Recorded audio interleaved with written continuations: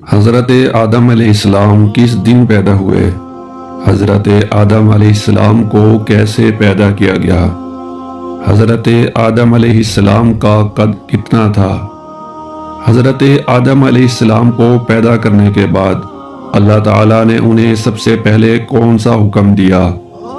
وہ کون سا درخت تھا جس کا پھل کھانے سے اللہ تعالیٰ نے حضرت آدم علیہ السلام اور حوا علیہ السلام کو منع فرمایا تھا؟ حضرت آدم علیہ السلام کتنے سال زندہ رہے؟ حضرت آدم علیہ السلام کی وفات کب اور کہاں ہوئی؟ حضرت حوا علیہ السلام کو اللہ تعالیٰ نے کیسے پیدا فرمایا؟ کیا حضرت حوا کے اصرار پر حضرت آدم علیہ السلام نے درخت کا پھل کھایا تھا؟ حضرت آدم علیہ السلام کو جنت میں کس دن داخل کیا گیا اور کس دن جنت سے نکال کر زمین پر اتارا گیا؟ اور حضرت آدم علیہ السلام کی توبہ کس دن قبول ہوئی؟ حضرت آدم علیہ السلام کی وفات کب، کیسے، کہاں اور کس دن ہوئی؟ ابلیس جنوں میں سے تھا یا فرشتوں میں سے؟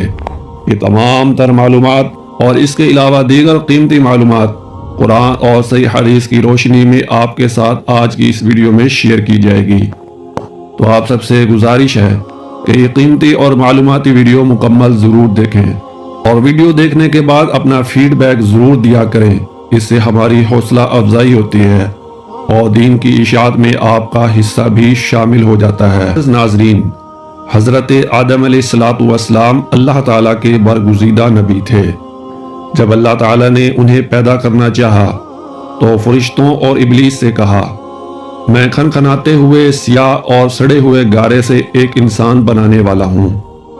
جب میں اسے ٹھیک طرح سے بنا کر مناسب شکل دے دوں اور اس میں اپنی روح پھونک دوں تو تم سب اس کے آگے سجدے میں گر پڑنا۔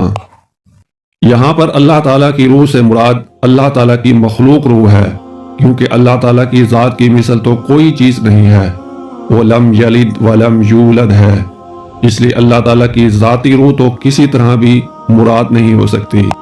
اگر اللہ تعالیٰ نے پوری زمین سے ایک مٹھی مٹی لی، یہی وجہ ہے کہ آدم علیہ السلام کی اولاد میں کوئی گورا ہے، کوئی کالا ہے، کوئی سانولا ہے، تو کوئی نرم ہے تو کوئی سخت ہے، کوئی ناپاک ہے اور کوئی پاک ہے۔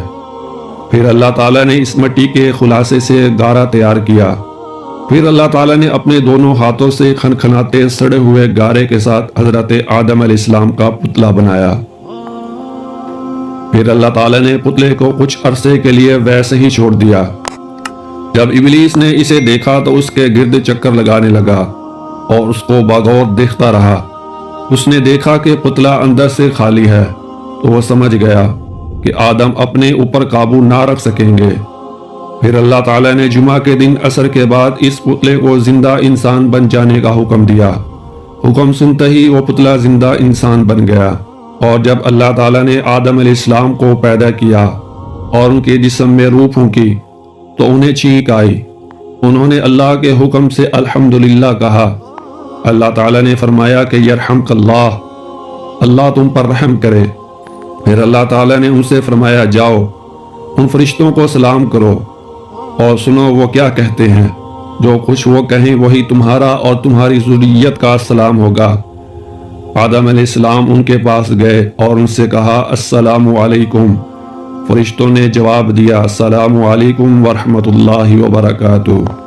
جب اللہ تعالیٰ نے حضرت آدم علیہ السلام کو پیدا کیا تو تمام فرشتے اللہ کے حکم کے مطابق آدم علیہ السلام کے سامنے سجدے میں گر پڑے، لیکن ابلیس نے تکبر کیا اور سجدہ کرنے سے صاف انکار کر دیا اور کہنے لگا، میں اس سے بہتر ہوں، مجھے تو نے آگ سے پیدا کیا اور آدم علیہ السلام کو مٹی سے پیدا کیا ہے۔ معزز ناظرین، آئیے ابلیس کی حقیقت کو بھی جان لیجئے۔ ابلیس فرشتوں میں سے تھا یا جنات میں سے؟ اللہ تعالیٰ فرماتے ہیں، الا ابلیس کان من الجن، مگر ابلیس جنات میں سے تھا۔ اس کی دوسری دلیل یہ ہے کہ نبی کریم صلی اللہ علیہ وسلم کا فرمان مبارک ہے کہ ابلیس آگ سے پیدا ہوا اور فرشتے نور سے پیدا ہوئے۔ اسی طرح ابلیس نے اللہ تعالیٰ کی نافرمانی کی، تکبر کیا، جبکہ ملائکہ فرشتے اللہ تعالیٰ کے ایسے مکرم ہیں کہ وہ اللہ تعالیٰ کے احکام کی نافرمانی نہیں کرتے۔ اور اگر کوئی یہ کہے کہ شیطان جب فرشتوں میں سے نہیں تھا تو اسے سجدہ کرنے کا حکم کیوں دیا گیا، تو اس کا جواب یہ ہے کہ اسے اپنے علم اور عبادت کی وجہ سے آسمان میں ایک بلند مقام حاصل تھا، اسی وجہ سے اسے بھی سجدہ کرنے کا حکم دیا گیا۔ معزز ناظرین و سامعین، جب اللہ تعالیٰ نے حضرت آدم علیہ السلام کو پیدا کیا اور ان کی پیٹھ پر ہاتھ پھیرا تو اس سے ان کی اولاد کی وہ ساری روحیں باہر آ گئیں جنہیں وہ قیامت تک پیدا کرنے والا ہے۔ پھر ان روحوں کو آدم علیہ السلام کے سامنے پیش کیا۔ آدم علیہ السلام نے فرمایا، اے میرے رب، یہ کون لوگ ہیں؟ اللہ تعالیٰ نے فرمایا، یہ تمہاری اولاد ہے۔ آدم علیہ السلام نے ان میں سے ایک شخص کو دیکھا، ان کو اس کی آنکھوں کے درمیان جو نور تھا وہ بہت پسند آیا۔ تو آدم علیہ السلام فرمانے لگے، اے میرے رب، یہ کون ہے؟ اللہ تعالیٰ نے فرمایا کہ یہ تمہاری اولاد کی آخری جماعتوں میں ایک شخص ہے جس کا نام داؤد ہے۔ آدم علیہ السلام نے پوچھا، اے میرے رب، تو نے اس کی عمر کتنی رکھی ہے؟ اللہ تعالیٰ نے فرمایا کہ اس داؤد کی عمر 60 سال ہے۔ آدم علیہ السلام نے عرض کیا کہ اے میرے رب، میری عمر سے اس کی عمر میں 40 سال بڑھا دے۔ بس اللہ تعالیٰ نے ایسا کر دیا اور اس پر گواہ بھی ٹھہرا دیا۔ اور پھر جب حضرت آدم علیہ السلام کی عمر مکمل ہو گئی تو اللہ تعالیٰ نے ان کی طرف ملک الموت کو بھیجا۔ تو آدم علیہ السلام نے کہا، کیا میری عمر میں سے ابھی 40 سال باقی نہیں ہیں؟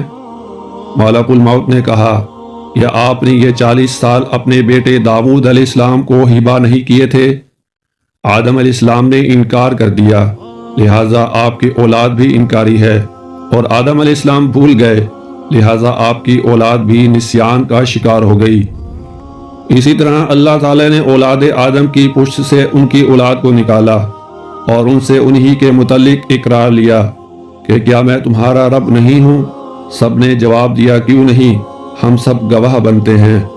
پھر اللہ تعالیٰ نے فرمایا، تاکہ تم لوگ قیامت کے روز یوں نہ کہو کہ ہم تو اس سے محض بے خبر تھے۔ اس کے بعد اللہ تعالیٰ نے آدم علیہ السلام کی پسلی سے ان کی بیوی حوا کو پیدا کیا تاکہ آدم علیہ السلام ان سے سکون حاصل کریں۔ پھر اللہ تعالیٰ نے انہیں جنت میں رہنے کا حکم دیا۔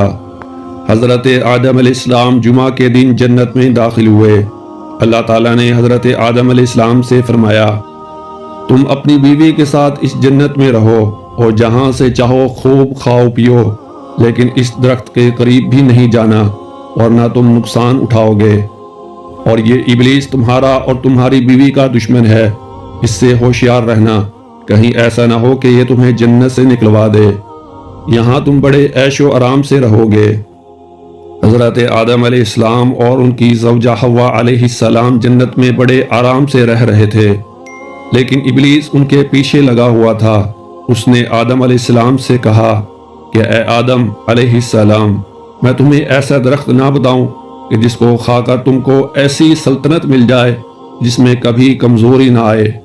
اور ایک دن ان سے کہنے لگا، تمہارے رب نے جو تمہیں اس درخت سے منع کیا ہے صرف اس لیے کہ کہیں تم فرشتے نہ بن جاؤ یا ہمیشہ زندہ رہنے والوں میں سے ہو جاؤ، اور پھر قسم کھا کر کہا، میں تم دونوں کا خیر خواہ ہوں۔ اور اللہ تعالیٰ نے جو آدم علیہ السلام کو تاکیدی حکم دیا تھا، شیطان کے وسوسے کی وجہ سے آدم علیہ السلام اللہ کے اس حکم کی حکم عدولی کر بیٹھے، اس لیے اللہ تعالیٰ نے ان کے فعل کو عصیان یعنی نافرمانی قرار دیا۔